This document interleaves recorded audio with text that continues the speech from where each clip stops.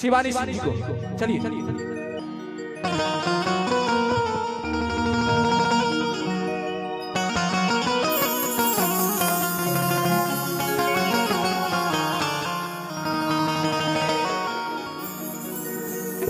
शिवानी सिंह जितना भी हमारे भैया लोग बने जाए, उन्हें मर चाची लोग भी बैठल बने जाए, भाई लोग बने जाए, सब लोग के यहीं से पैर छू के प्रणाम बा। लेकिन कोनो भी काम करे से पहले सब लोग अपन देवी देवता के याद करेला। वही तरीके को भक्त माई के दरबार में जाके कहत अरे का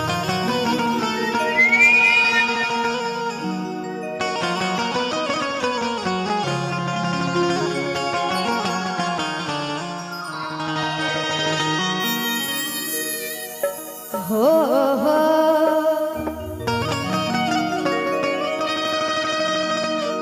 ताया मर्दाने अंबिके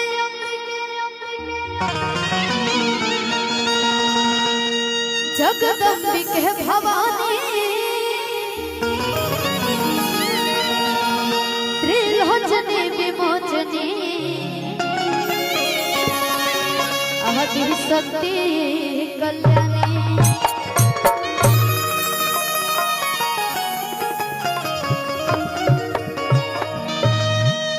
खड़ग त्रिशूल धारणी आदि दलम सहारणी हो भय हारणी जय दुर्गे महारानी। बड़ी प्यार से कह रहे खींचट मुंड विनाशनी पद्मत पर निवासनी के हरे पद आसनी मां बैठी हो पद्मासनी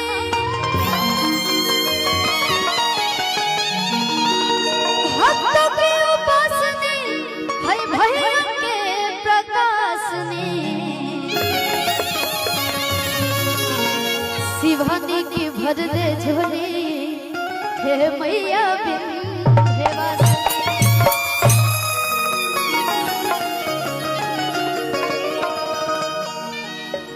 और जब हमनी के कोनो भी सिंगर गाना गाए ना जाए ओमे बड़ी हाथ रहेला म्यूजिक डायरेक्टर लोग के। वो चाहे तो बिगाड़ दे नहीं तो बना दे। हमनी के बीच में बड़े भैया डुमराव में वहाँ के स्टूडियो बैठे राजा राजेश भैया एक खाली आ जाए भैया के जब से हम भैया से मिलल बने बहुत ही प्यार आशीर्वाद मिलल बटे। एक बार चाहो भैया खातिर ताली बजा दीजिए। क्या बात है?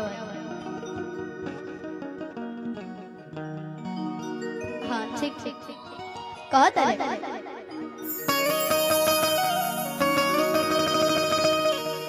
कि जो बनया है मैया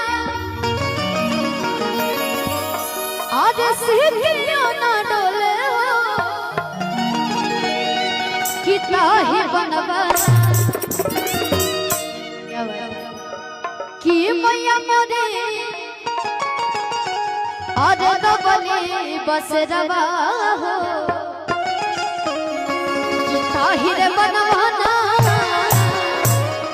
भैया कि जो बनया है मैया जो बनया है मैया सिद्धियों ना डोले हो ताही बनवाना कि मैया मोरे लवली बस रवा हो ताही रे बनवाना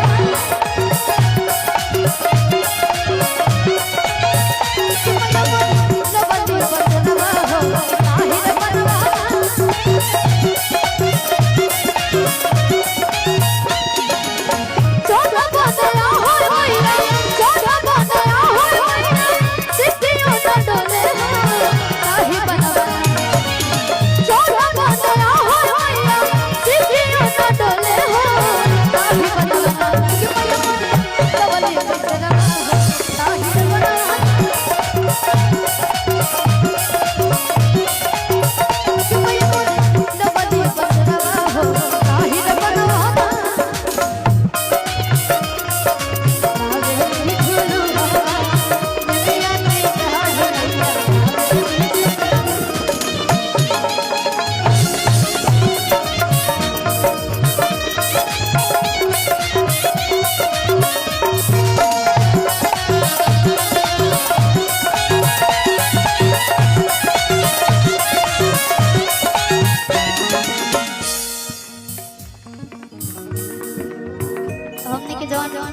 बक्सर डुमराव के लोग रहेला, संगीत के लेके बड़ी मिजाजी रहेला।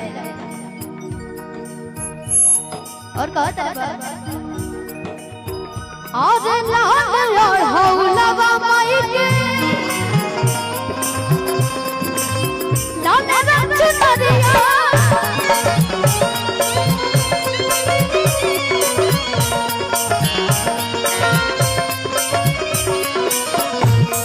आज लाल रंग महावर में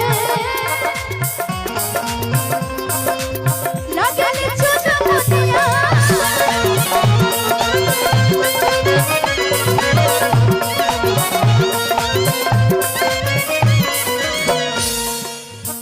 कोनो कोनो गाना में कोनो कोनो लाइन ऐसा मिल जाला ना जेकरा के सुन के चाहे गा के बड़ी सुकून मिलेला। आज भूलते मंदिरिया